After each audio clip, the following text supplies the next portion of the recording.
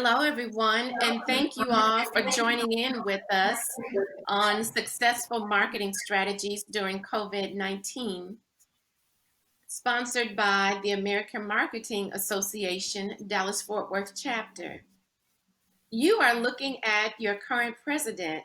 My name is Angela Neal, and I am beyond excited to have this opportunity to serve as your president. I want to make sure you all understand that I'll continue to live, breathe, and promote the sense of family, seek more involvement from our members, enhance diversity of our programming, marketing, and communications.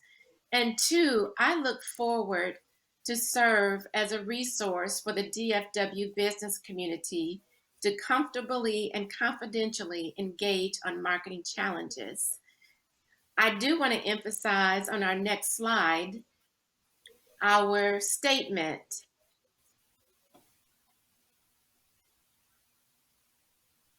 So on our next slide, most certainly of key value is something I want to jump into, and that is our mission. Our mission is to educate, support, and enhance the performance of our members. Most certainly, our marketing and professionals throughout the Metroplex. And I do want to mention AMA DFW was founded in 1956, and I come to you as the first Black president of AMA DFW. Next, I want to move to our statement that we shared with the DFW community and beyond a little over a week and a half ago. And essentially, I want to make sure that you all understand that AMA DFW stands against injustice, not just AMA DFW, but the American Marketing Association as a whole. I emphasize this, and I want you all to understand we hold ourselves accountable. Look forward to additional programming, look forward to additional conversations, and I most certainly implore you all to ask questions. Should anyone have any questions about our efforts or have great ideas, please do not hesitate to reach out to info@amadfw.com. Now, let's jump into our next slide. I want to make sure you all connect with us. So I know a lot of you all are viewing us on YouTube, but we also have accessibility via Facebook, Twitter, LinkedIn, and Instagram. If you haven't already, connect with us. Now, I have to emphasize that without our chapter sponsors, a lot of what we do would not be possible. Additionally, without our volunteers as well. Today, we have Stream for Us that is providing the video capability for us to bring to you our program today. Now to some additional exciting news. I want to share with you all that our membership prices have changed. You may know this, you may not. $149 for an annual membership, $50 for collegiate, and most certainly we also have group memberships. And I cannot emphasize enough that we are a family, the AMA DFW family. And most certainly something that's that I want to share with you is that I want you all to join me. Join AMA DFW for the network, the opportunities, growth, business, jobs, collegiate, mentorship, volunteerism, partnerships, sponsorships, innovation, programming, resources, reach, community, family, and of course for the fun. We are your resource for all things marketing. We are here for you. I want you all to know that you're in the right place. I do want to emphasize too, that we also have a job board, and for member pricing for posting, you can save up to $200 to post an opportunity. And of course, it's free across the board if you're posting internships. And there is no charge to search. So those of you all who are looking for opportunities in marketing, check out our job board at careers.amadfw.com. So I have to emphasize, and this is what I get excited about, we have a call for volunteers. We are looking for all skill levels, whether you are new in the career of marketing, whether you have a wealth of knowledge and insight, or high leadership position. We definitely want your support. Become a volunteer. So on our next slide is an image of our 2019 Marketer of the Year, just highlighting a few of our volunteers. We definitely like to have fun as well. So I'm going to move us along and share with you all our upcoming event next week, which is our MarTech SIG event.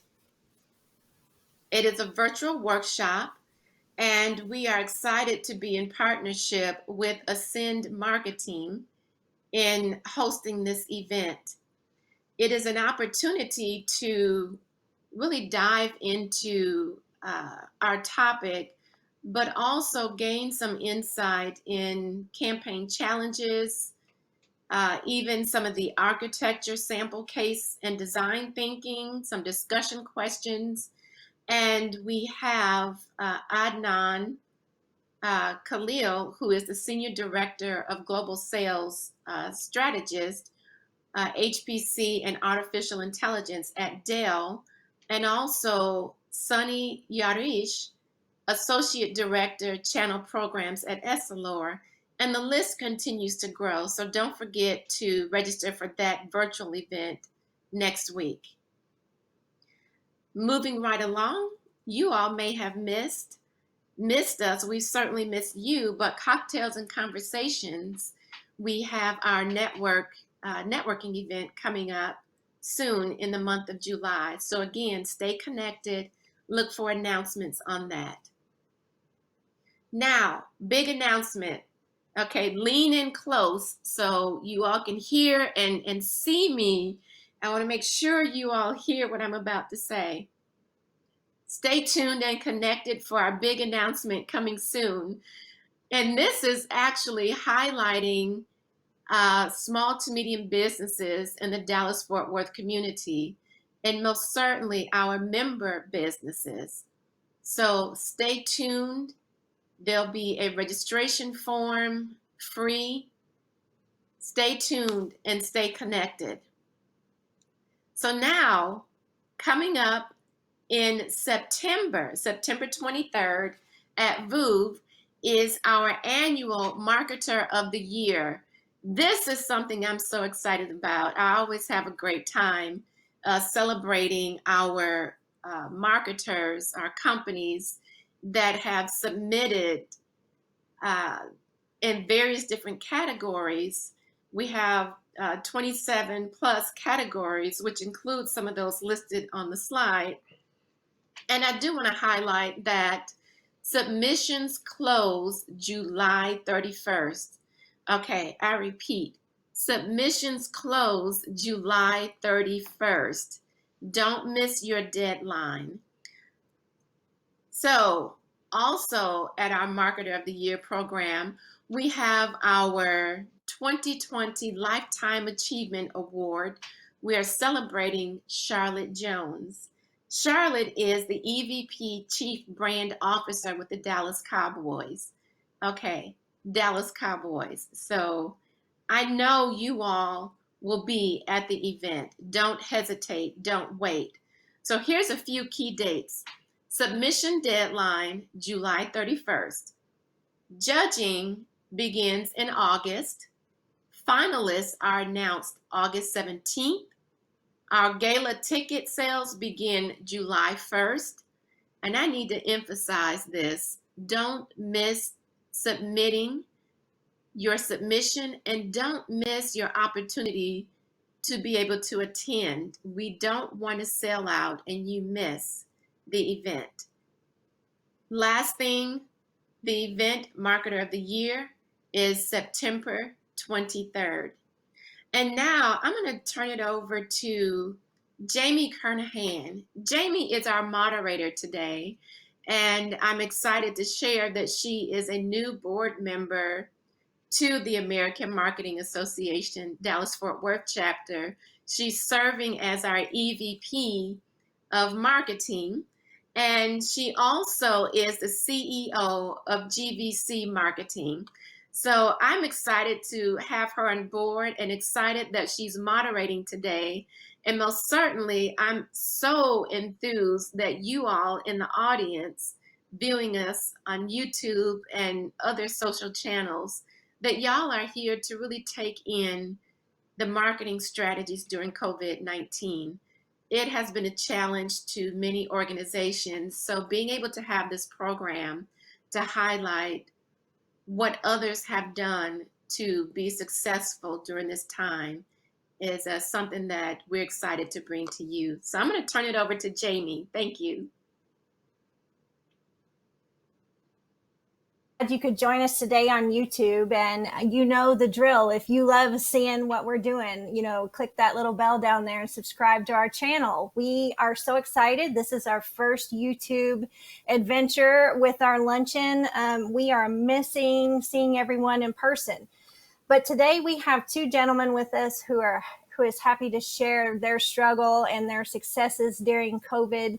And we have David Frederick, the CMO of YMCA, and we have Mr. Don Clampitt, who is CEO of Clampitt Paper, who we all shared some fun stories earlier, and I just know this is going to be a great conversation. So, David, why don't you tell us a little bit about yourself? Sure. So I'm David Frederick. I'm the Chief Marketing and Communications Officer for the YMCA of Metropolitan Dallas. I've been with the Y for about 3 years. I have about 25 years of experience. About 19 of that was in the for-profit space, including large companies such as Time Warner, AT&T, GE, and then a few small businesses. And then I found my way into the nonprofit space, which has been so rewarding for me. Started my nonprofit career at the United Way of Tarrant County, and then moved to the YMCA of Metropolitan Dallas in 2017. I have a wife of named Toria, who's watching right now. Hello. And two lovely children, Julian and Jasmine, ages 12 and 7. So thank you. All right. David, we're so glad you're here with us today. So Don, could you just give us a little elevator speech as well? Tell us about yourself. Jamie. No, I'm just kidding. My name is Don Clampitt, and I'm Chairman and CEO of Clampitt Paper. And Clampitt Paper's been here almost 80 years. I've been here 41 of those. So in multiple roles, and have been involved in the community in a lot of different aspects. But it's my only job, so it's what I know. I'm very lucky. I've got 3 wonderful kids of my own and a stepson. And I've got a pastor in Albuquerque, a lovely daughter who works for me, thank God.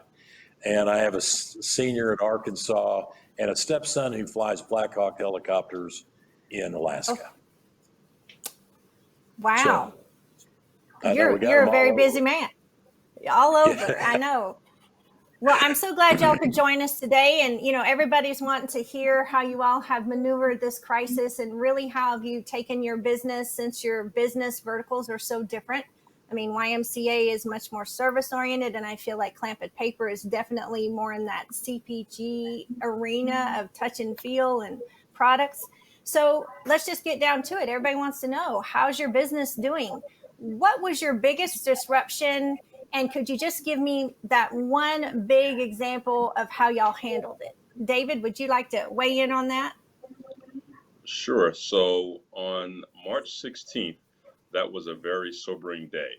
That was the day that we learned that we needed to not only shut all of our doors, but also had to furlough a large number of our staff. There was an announcement made by the Dallas County judge, and we had to close doors along with other gyms and non-essential businesses. So that was very sobering. It was something that no one would have thought about. We definitely were preparing for COVID and working with messaging and things of that nature, and preparing for if a branch had to close, but we did not anticipate having to close that quickly, all of our branches, and then having to furlough staff. Right. I mean, it was like one day you were open and the next day you weren't. I mean, that was just crazy. Absolutely. Don, do you want to speak to the craziness that happened at your place, seeing as how I think we all felt the craziness?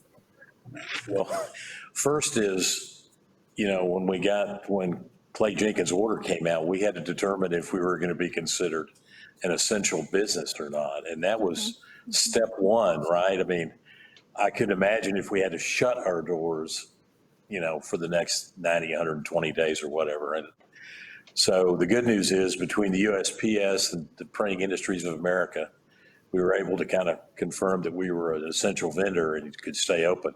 So I look at that as kind of my step one of disruption. Step two being, as they canceled all the events from South by Southwest to, I mean, you just name it, all the professional events, all the collateral support just dropped off the face of the earth.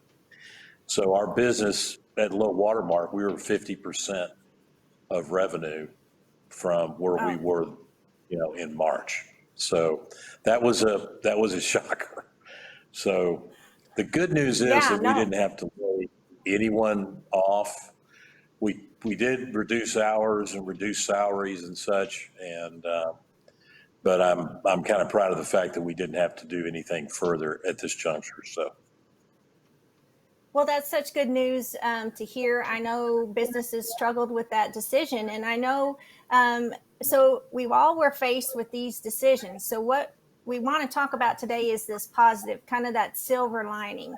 What did you do first, David, or what do you feel like is your biggest success from having to deal with this? Communication, focus. What did your team really pull together and do, and what are you most proud of?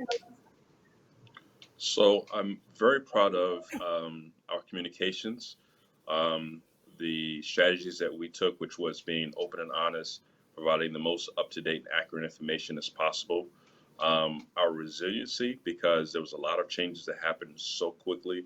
I mean, really, we would go in one day and things would change 3 times before we went home. And then really our adaptability to the changing, rules and guidelines. So as many of you know, the YMCA reopened starting June 1st, and we did a phased approach because we knew that things would be changing based on the governor's orders and changes with the local city and county officials. And so that process has allowed us to kind of strategize how to adapt to the changes, and make adjustments as needed, and learn from different things. But really, the communications, the adaptability, and resiliency were really the key things. My team, definitely again with some of the other staff members, my team shrunk in size along with some parts of the Y. We've had to restructure and reorganize, but we're positioning now to really go forward. We think we're in a good position, and so just really proud of the people that we have. Really proud of the people that serve the Y, even ones that are no longer, with the Y. It's really just an amazing group of people. Well, that's really great to hear. I know you're very proud of your team. One of your stories that you told was that you all instituted mainstream, I guess, a mainline communication over your 19 branches, which had never Yes. been done before. And is this something that, I suspect was not easy to do, but you all took the bull by the horns, as they say? Yes. So the Y, just to give you kind of a little bit of scope, the Y has 19 membership facilities. We have 2 camps, and we also have a summer camp. We serve about 250,000 people each year, and that includes about 60,000 in youth sports.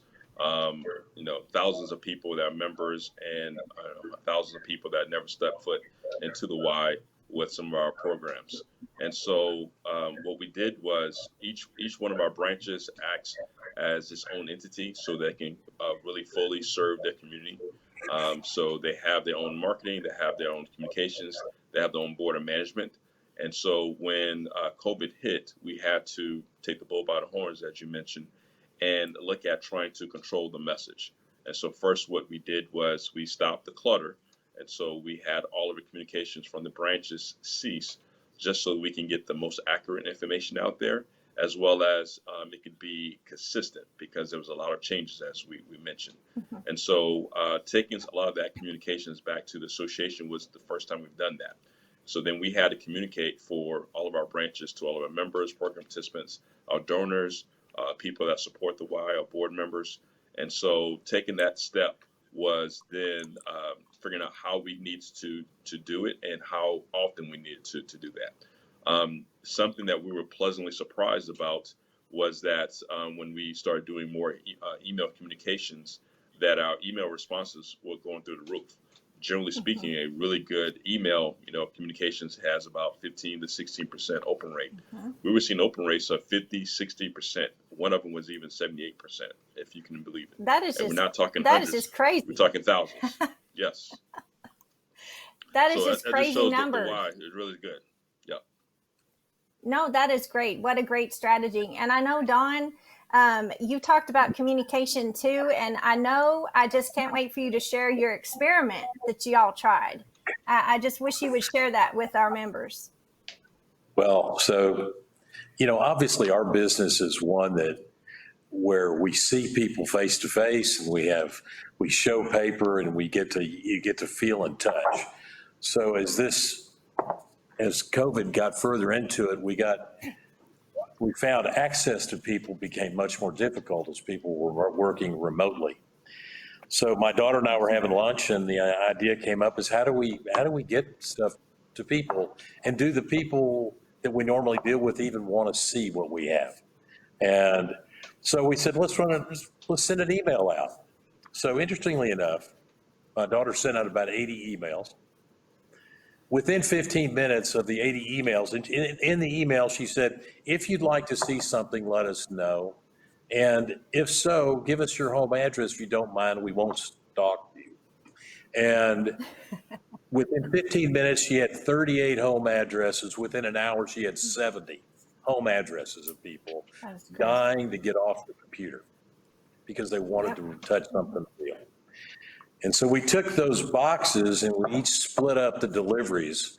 And you're going like, okay, now how does that translate for a CEO to be delivering paper goodie boxes to clients all over the county? And I will tell you, it was probably one of the most therapeutic things I did.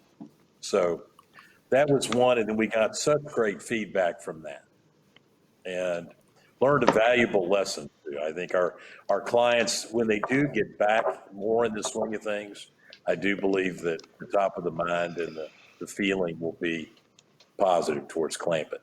So I think that's great to hear. I know it's hard. It certainly was hard for me to struggle with the Zoom overload and everything's online. Once it got there, it's like, oh my gosh, I cannot look at one more computer screen. So I'm sure your customers were so excited to get something in the mail that, when the mail came, it was very old school during the time you were excited about the mail showing up. So I want to talk about, yes.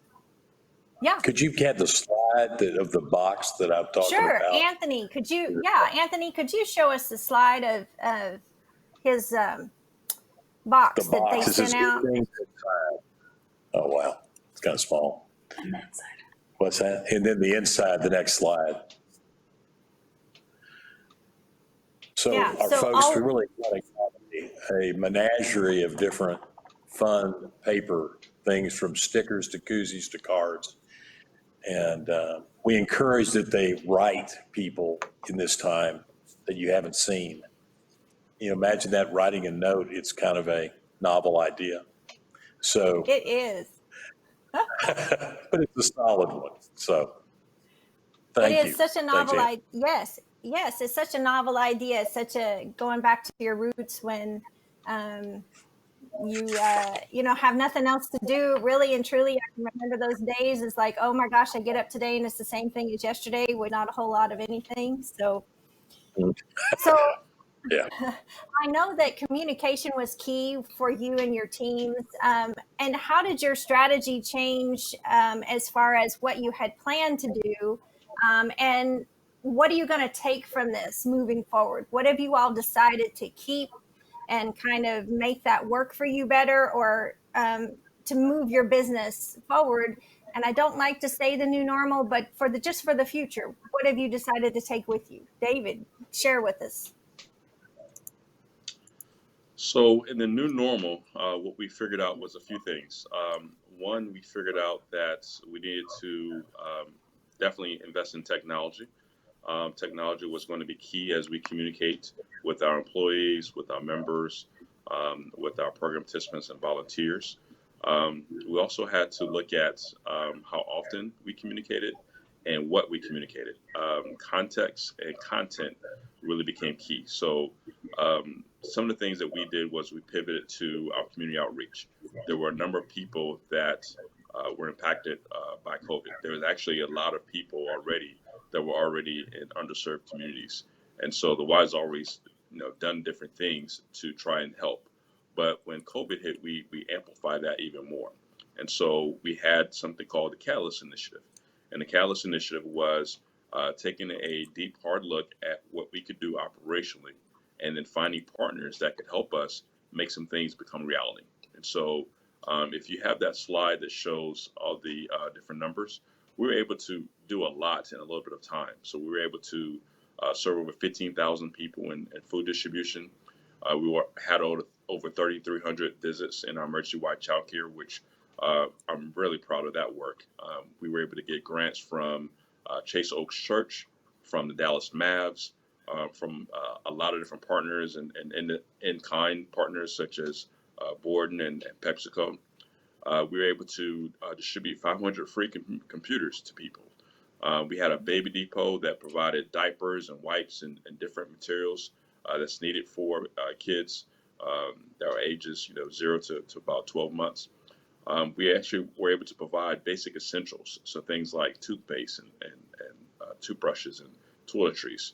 And then we were so happy and humbled to receive over $1 million in donations. These were things that weren't asked that we had, but things that people were calling us and reaching out, or they saw the work that we were doing with some of the different interviews and TV interviews or articles that were being talked about the Y, and reached out to say, hey, how can we help? How can we make this even better? And so the Y really became a community leader, not just in some of the work that we do, but with partnering with more people to bring them to the table to do more community outreach. So that's really some of the things that we learned and that we focused on. Those are great. I mean, I think technology really saved us. And I see moving forward how it's just so crucial in a business and your business plan. And I know, Don, that you all have e-commerce and you all have an online presence. Tell me what you plan to take with you moving forward based on all of this we've been through. Well, I'm kind of like David in the fact that one is we wanted to invest in our technology, especially in all the light of all the meetings between WebEx, GoToMeeting, Zoom, all that. And so thus we're kind of on our new system as we speak, and allowing us to have meetings here with our suppliers who can't travel to us. So that's one thing that I think is going to really help us. As we go forward, we're going to have an increased online presence. And we talked about communication. So we have stepped up our communications significantly since the beginning, and trying to be transparent, because I've got 21 locations. So I've got to, talk to a lot of people. And the other part is we've been making sure that our suppliers know that we're an ongoing viable business, because there's a lot of concern about, hey, what happens 3 months from now?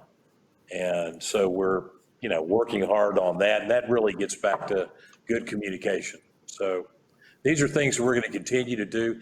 And I think probably the big word of all of them is just being committed to go the distance in every aspect of it. So Don, You they like have that your smile? Clampitt. Yeah, tell us about your Clampitt 2020. Tell us about that. This is something we started in actually February. And to kind of play along the election trail,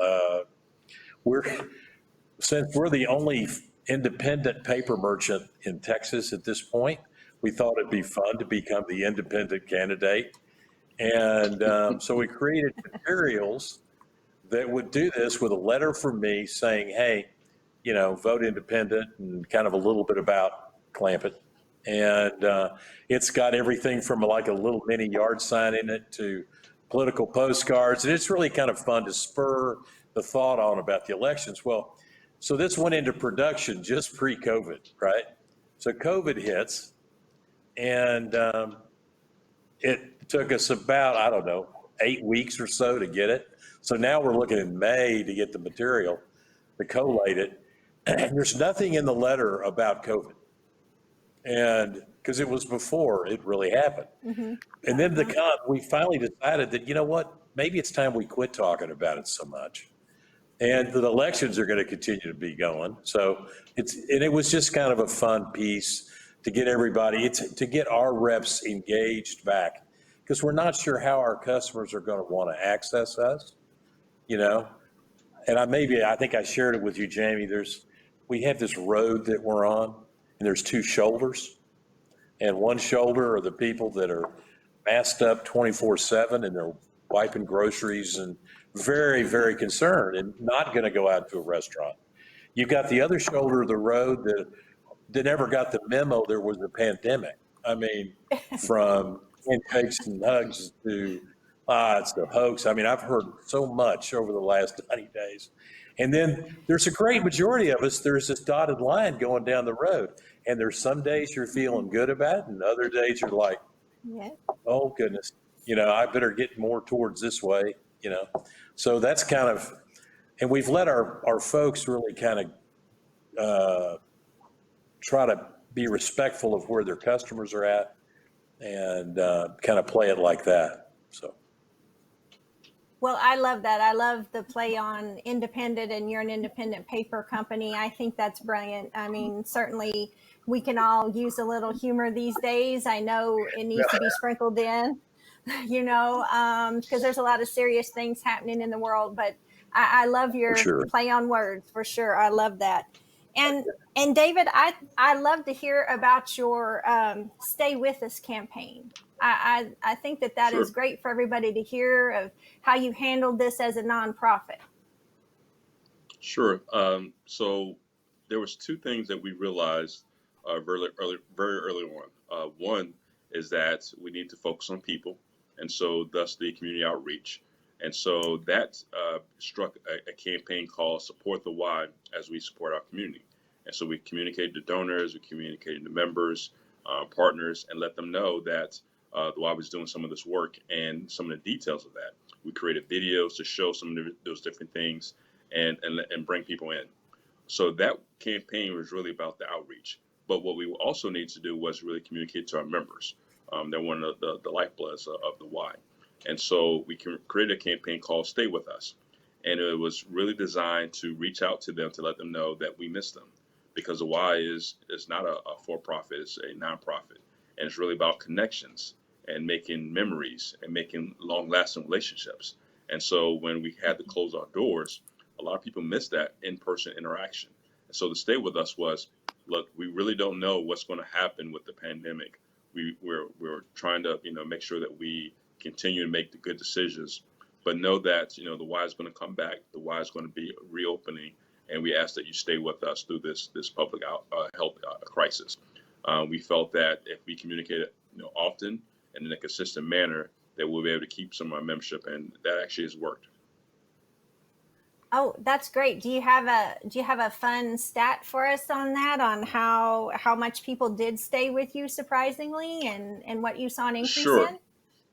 I can tell you that without getting into too many details, I can tell you that a lot of Ys that are medium-sized and small probably lost anywhere from 30 to 40% of their membership because of the closure over the last 3 months.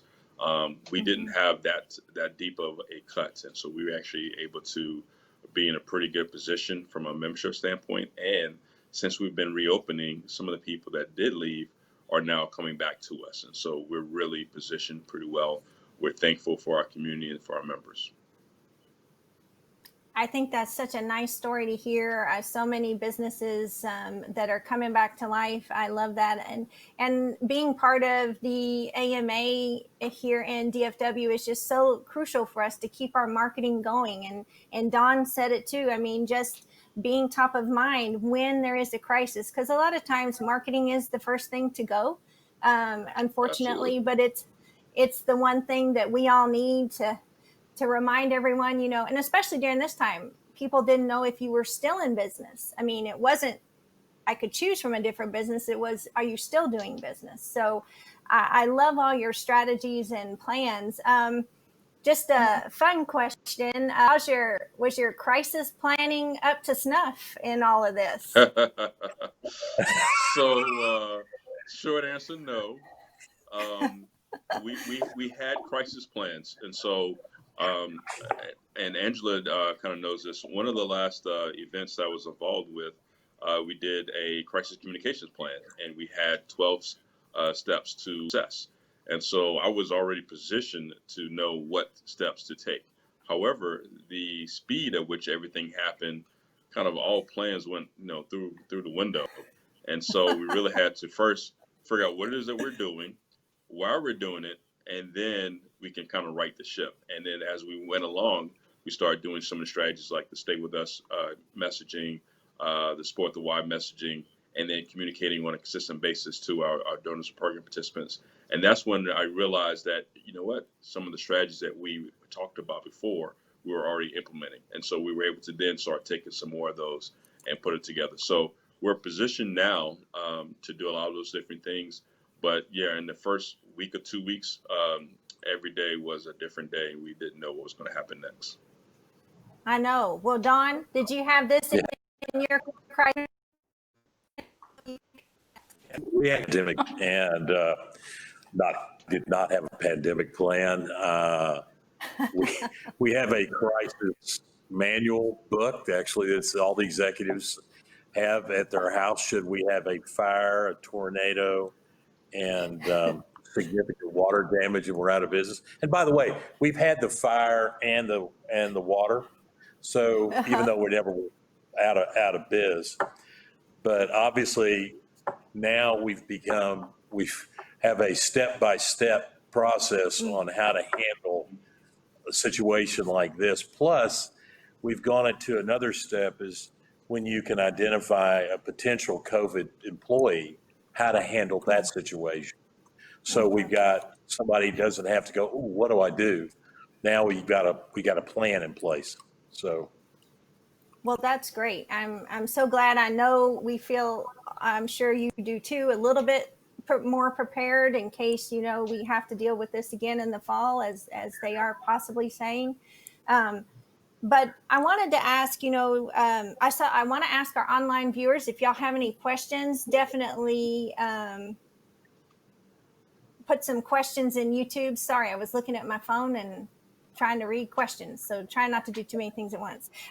But I do want to talk about just one thing that stands out to you. And I know a lot of bad things happened, and I know it was at times for me hard to remember that there were good things. But could you give us a couple silver linings, some things that you were surprised about, that through all this wasn't so bad? This part, at least this part.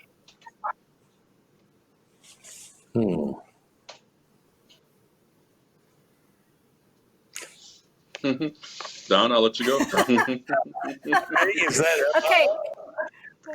So there are no silver linings. Is that what y'all are saying? One of the things that I would say is one, the silver lining is our ability to pivot like we pivoted, and to make changes and to do new things and to push the limits.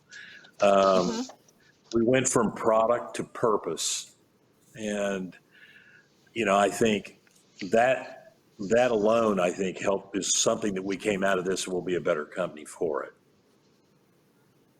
Yeah, I love that product to purpose. I do think that, you all have really positioned yourself well to still be communicating up and downstream to your vendors, to your customers. Again, just that marketing, aspect of being there.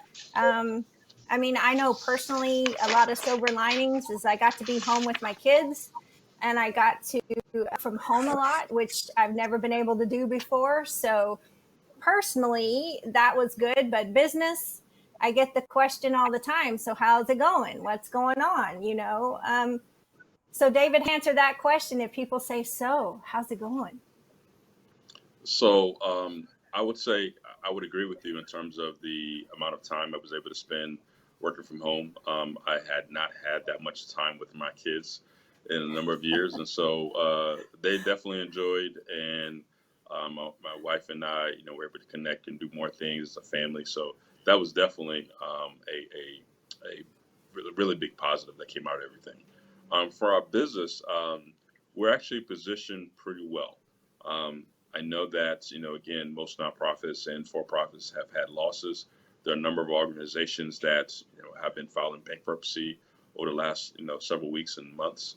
And so we don't take, our position that we're at very likely. We actually had started down the road of a strategic plan in 2019, and we're in the culmination of kind of executing some of those things.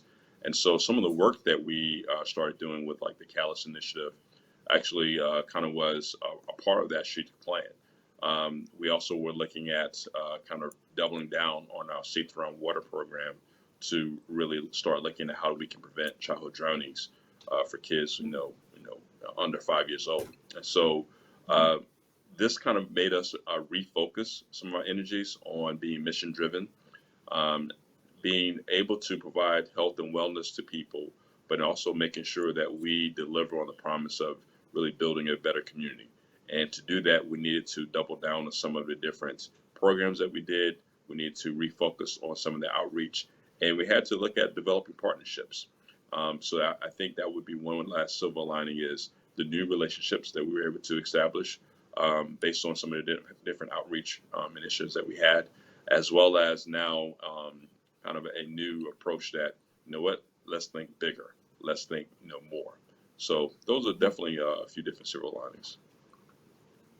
I know I'm so glad to hear those things because, I know that it was bad and I know that the news was bad every day and it was, I don't know about y'all, but I had to just turn off the TV and just stay home with my kids, which they got tired of me. So I wanted to also just touch on, so your marketing strategy, online presence.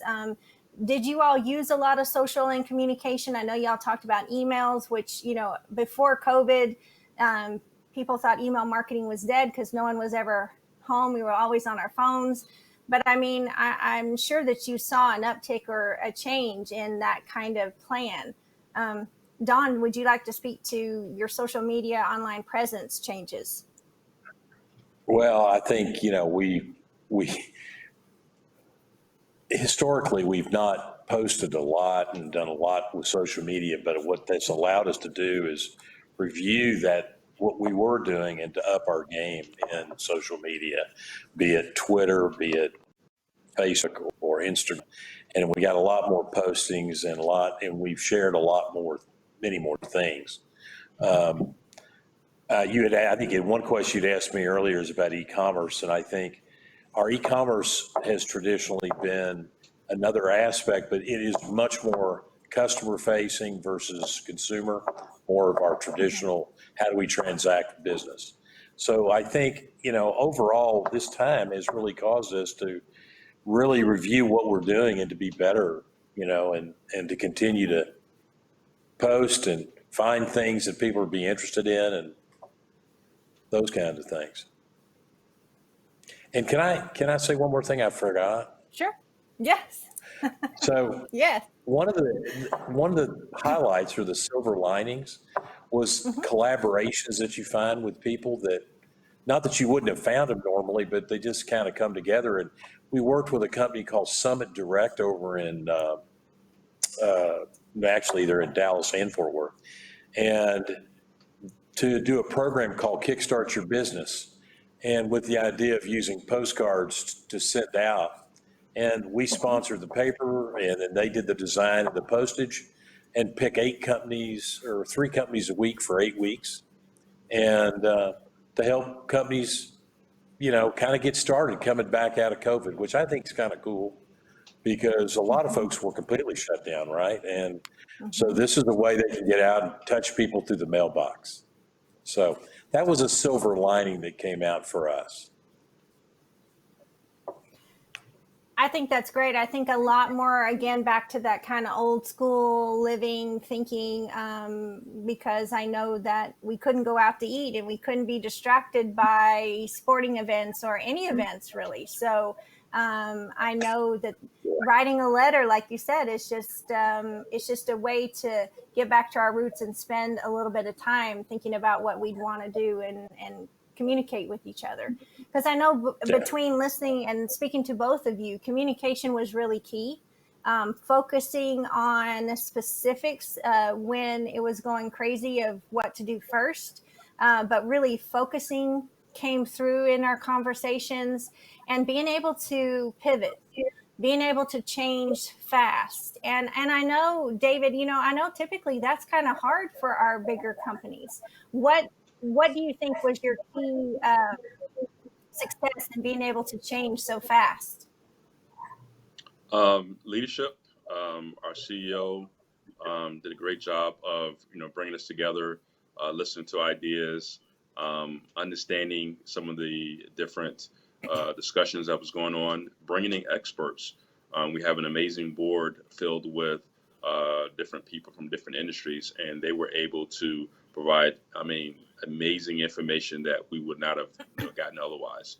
And so that leadership and that structure allowed us to have information maybe ahead of a few other people, so that we can think about, okay, if we're going to do this work, what things do we need to think about? Who do we need to reach out to? If we're going to be thinking about reopening, what things should we be focused on? What are our supplier needs? What are our vendor relationships like? What type of reopening strategy should we have, and when should we do it? For instance, the governor was able to provide the Y the opportunity to open, I think, come May 18th. And we actually made an organization decision to wait till June 1st because we wanted to do it right. We wanted to make sure that we had the safety and health of our staff and members and our program participants, at our forefront. And so we need to take those steps. So whether it be changing some of the signage, adding materials, cleaning protocols, developing videos to showcase the members, all those things were absolutely needed. And so leadership from our board, from our CEO, and from our leadership team was probably the key part that allowed us to kind of adapt and then adjust as needed. That's great. It's great to hear that. And I know, Don, you all had to pivot as well. You all have been so wonderful today and taking our questions. I was going to take 1 or 2 questions from YouTube. So so I have a question for Don. So if people want to know, so how are your clients doing? Are you seeing an uptick in business? Are you seeing people coming around to printing more things? Kind of what's the atmosphere out there? I think it's coming back gradually. I call it the W recovery versus the U or and that is, I think we're going to get this very slow, gradual uptick, and then it's going to swing back down and then come back up. And our customers are, there's a lot of pin-up printing, jobs that were in place to get done, and they got put on hold the moment, right, we went to lockdown. So I do believe if those jobs will come back. Now, the question is what happens after that? And Right. So, I'm really bullish on the printing aspect of things, and I think people do, from a haptic side, like to hold something. It makes it real. Yes, I definitely agree. I know I have friends with graduating seniors, and how do we buy the graduation cards? Do we do them? It's just a lot of people aren't sure because they didn't know what date to put on them. So I know that they were faced with a lot of differences, that just wouldn't have been normal. Everybody knows what day you graduate on. This wasn't going to be a secret. But I do think people love to feel, and paper is one of those things that really is a nice user experience. So that's great. I am looking on YouTube. uh, have you done anything different? So have you done anything different to keep your employees and your volunteers engaged? Can you speak to that? David, can you speak to how maybe that's different than it used to be? Absolutely. So we found a few different things. One, we needed to communicate better and more often to staff and employees. We had always done a member or program participant e-newsletter that was monthly. When COVID hit, we started doing that on a twice a week basis for the first month. So we were sending things out, on a Monday and a Friday, or a Tuesday and a Friday. And then we started looking at communicating to staff. There was a lot of things that happened in the very beginning, but then we had to start, thinking about, okay, it's been a couple of weeks. Let's provide more information because there's been some changes. We also started looking at how the format. So we started communicating via text message as well. So we developed, especially because we had a number of people that were furloughed, we had to start looking at how we can meet people where they are. So we had email, we had text messages, and then directing people to our online presence. And then finally, we started doing different events. As you guys know about some of the social injustice and the protests that have been going on, a lot of our African American staff and people of color were really hurting because of everything. And so we had developed a DREAM, ERG, which is the name of the African American Employee Resource Group. And we decided to create a forum for our employees, whether they were active or inactive, and just listen to them and have a forum so that they can actually provide their thoughts, their feelings, as well as be able to hear from other leaders. And so that was a huge benefit for employees that helped us, I think, quite a bit. We actually talked to our board members, and they're looking to do the exact same thing. So we're continuing that dialogue. So the style and the manner by which we communicate via virtual event, whether it be text, whether it be email, whether it be online, has definitely changed quite a bit, and that will probably continue going forward. Oh, that's great. That's great to hear. Open dialogue and listening to employees, and just trying to meet them where they are. I think that's wonderful. And another question from YouTube is, have y'all started bringing people back to the office? What does that look like? Are you splitting percentage in office out? Don, would you like to speak to that, of how you're bringing everybody back?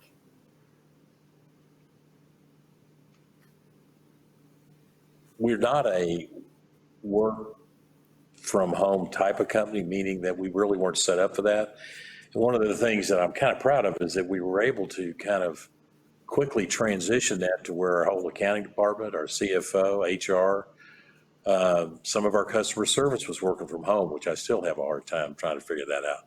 But it really worked. It really worked pretty seamlessly. So as we've brought people back, and I think at one point in time, we were looking at June 1 to just get everybody back in the building. And I think we've been kind of cautious, probably listened to Clay Jenkins a little bit and the case counts. And so we take temperatures, and when you walk in, and if you're not an employee, that we definitely require you to wear a mask in the building.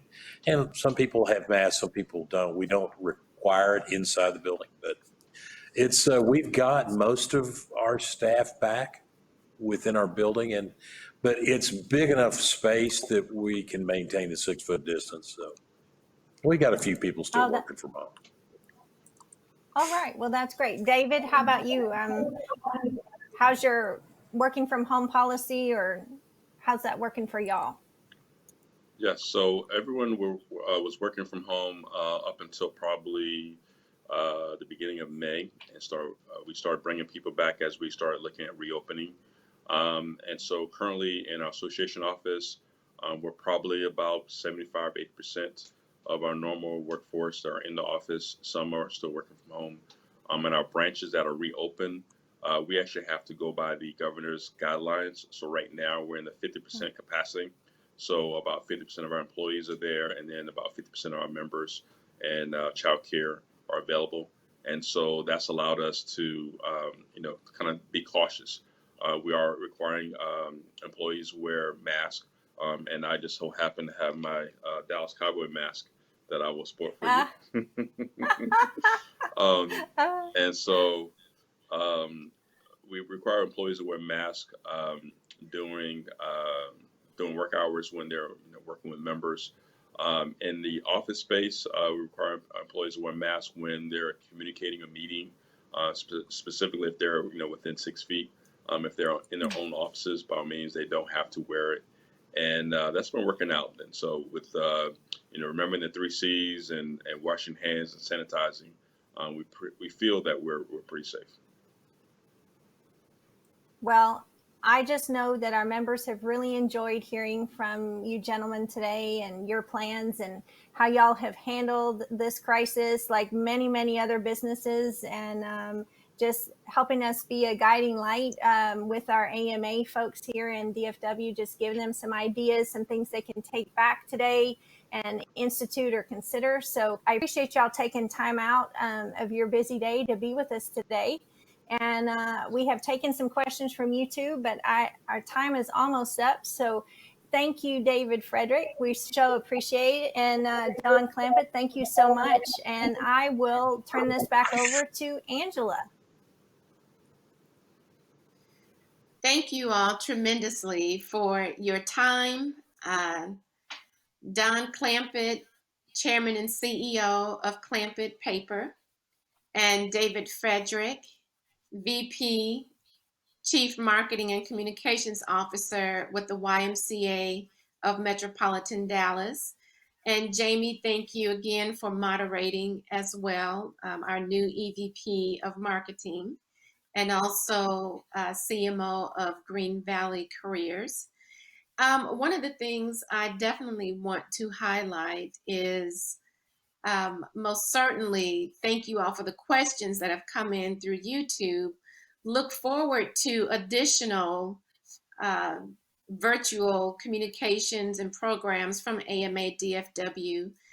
And then finally, be on the lookout for surveys. We want to hear from you all. We definitely want to continue to seek new opportunities and ways of how we can reach you and serve you better.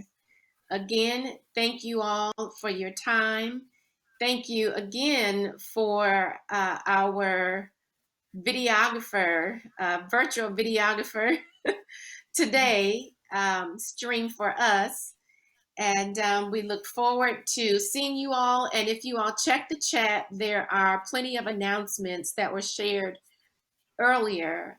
So definitely check the chat history, and there are details there to stay connected as well. Thank you again. I'm Angela Neal, President of AMA DFW. Thank you.